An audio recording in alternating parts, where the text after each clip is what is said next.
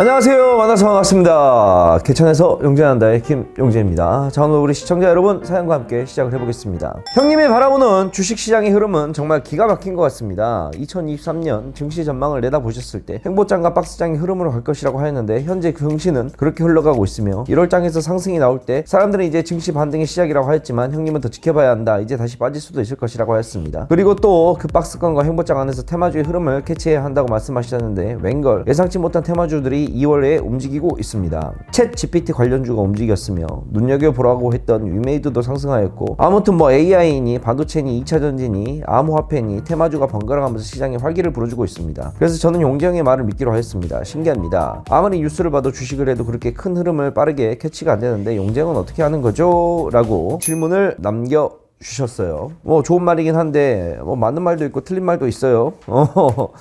좋은 내용을 좀 써주셨는데 우리 시청자분께서 일단은 시장의 흐름을 정확하게 예측은 하지 못했습니다. 오늘이 며칠이지 2월 21일 기준으로 놓고 보게 되면 2월달에 시장이 생각보다 좀 많이 올라왔어요. 저는 1월달은 좀 올라올 거라 생각을 했었고 2월달에 연준 발표가 나오면 그때부터 좀 시장이 꺾인다고 좀 생각을 했었는데 약간만 꺾이고 나서 다시 좀 상승이 나오고 있는 모습이어서 제 생각과 예측과는 좀 다르게 움직이고 있는 모습으로 좀 보이고 있습니다. 3월달에 연준 회의가 한 번 있고 5월달에 또 연준 회의가 한 번 있고 이렇게 있는데 일단은 연준에서 작년 12월 달에 얘기를 하기로는 우리는 인플레이션에 대한 우려를 아직도 하고 있으며 그 다음에 약 1% 정도의 금리를 올리겠다 최소라고 얘기를 했단 말이에요. 그래서 저는 그 이야기를 듣고 이 녀석들이 그러면 2월달, 3월달, 5월달 한 3번 정도의 FOMC 회의 전반기 기간 동안에 0.25, 0.25, 0.5를 올리든 아니면은 0.25, 0.5, 0.25를 올리든 하겠다.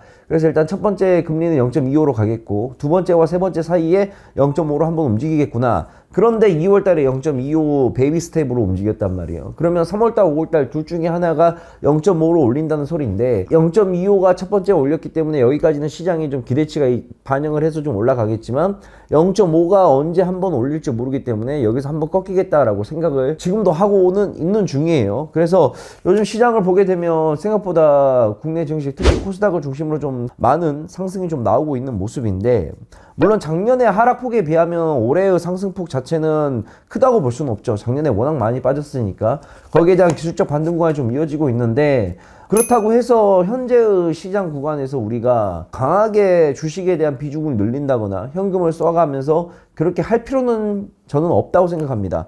여전히 시장은 우리가 생각하고 있는 우려하고 있는 부분들이 전혀 끝나지가 않는 상황이에요.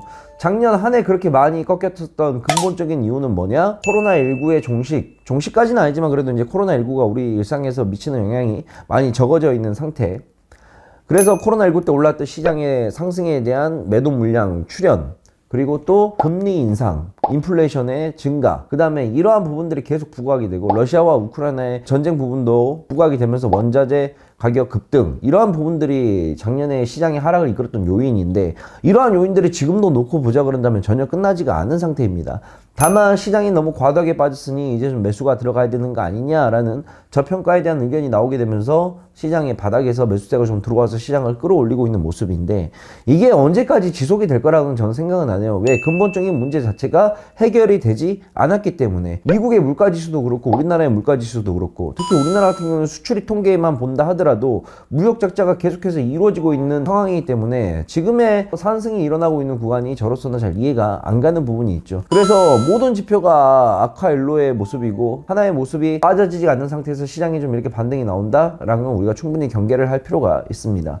그래서 전체적인 제 투자 전략 자체는 지금 시장에서는 현금 비중을 그대로 유지를 하고 지금은 무언가 신규 종목을 사가지고 이 종목으로 수익을 많이 내고 그 다음에 현금에 대한 비중을 줄여서 주식에 대한 비중을 늘려나갈 때가 아니라 현금은 그대로 쌓아놓은 상태에서 내가 현재 보유하고 있는 종목들이 올라왔을 때 지수의 상승에 입어서 올라왔을 때 이거에 대한 손실률을 줄인다거나 또는 수익을 보고 있는 종목이라면 수익을 좀 더 극대화시켜서 만족할 만한 수익이 나오게 되면 빼서 현금화 시켜놓는 전략, 이게 저는 가장 중요한 전략이 아닐까라고 생각을 하고 있습니다. 3월 달에는 굵직한 이벤트들이 좀 많습니다. 대외적으로 본다 그런다면 미국의 FOMC 회의가 예정되어 있고, 그 다음에 국내 이슈로 보자 그런다면 상장 기업들의 4분기 실적이 마무리되는 시점, 그리고 회계 감사 시즌. 알다시피 코스피와 코스닥의 모든 상장되어 있는 종목들은 1년에 한 번씩 공식적인 회계 법인으로부터 회계 감사를 받아야 됩니다. 그래서 회계 감사를 통해서 내가 정말 이 발표를 하고 있는 매출액과 영업이익과 순이익이 맞는 건지 확인 절차를 하며, 또 부당한 일을 하지 않았는지, 회사의 돈을 가지고 뭐 부당한 일을 하지 않았는지도 감시를 받아야 돼요. 그래서 그거를 만약에 받고 나서 종목 자체가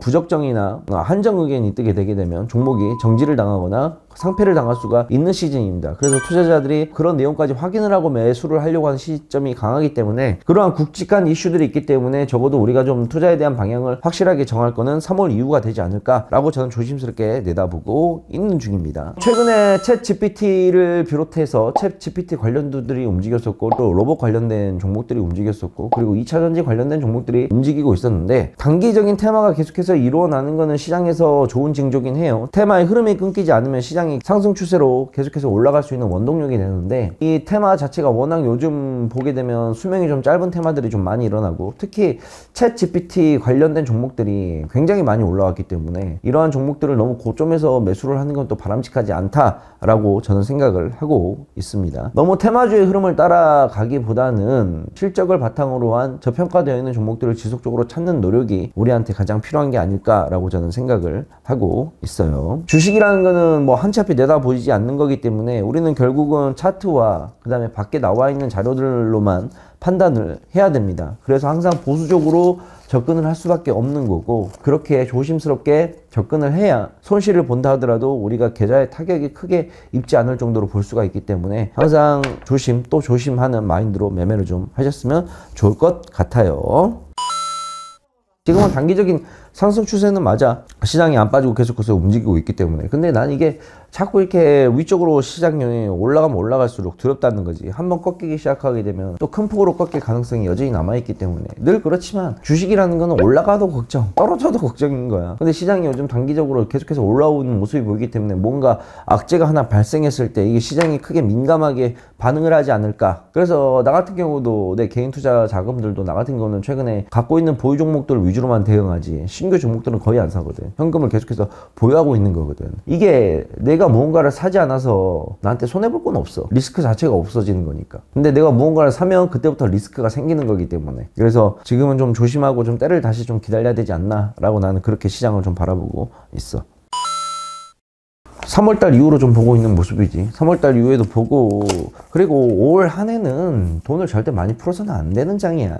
대세 상승장이 아니잖아. 투자금 자체를 줄여서 매매를 할 필요는 있어. 재작년에 시장 미친듯이 올라갔을 때 그때는 돈을 번 시장이잖아. 그럼 작년 한 해는 내가 떨어질 거라고 뻔히 얘기를 했잖아. 그럼 작년 한 해 투자금 줄여놨지. 자, 내가 예를 들어서 1억으로 시작을 해서 돈을 1억을 벌었어. 대세 상승장 때 2억이 됐어. 그럼 작년 한 해는 2억 가지고 매매할 거 다 줄여가지고 5천만 원, 4분의 1 토막으로 5천만 원 정도로 매매를 하는 거고, 올해도 마찬가지야. 올해도 그 5천만 원 수준에서 크게 벗어나는 매매는 하면 되지 않는다는 거지. 항상 무언가 내가 이만큼 가졌는데 이만큼을 다 시장에 부어가면서 매매를 할 수는 없는 일이야. 이만큼 번 것 중에서 이만큼은 좀 빼놔서 이만큼으로 소액으로 다시 불린다는 생각을 해야지. 이만큼 불렸으니까 이걸 더 크게 굴려서 이만큼 만들어야 되지. 난 그렇게 해갖고 매매를 해서 돈을 번 케이스를 거의 본 적이 없어. 올인 형식으로 매매를 하는 건 난 찬성을 하지 않는 사람이야. 그래서 우리 투자자 여러분들도 그거를 주의하면서 매매를 좀 하셨으면 좋겠습니다. 자, 오늘은 여기까지 하겠습니다. 다음에 더 좋은 시간으로 우리 시청자분들을 찾아뵙도록 하겠습니다.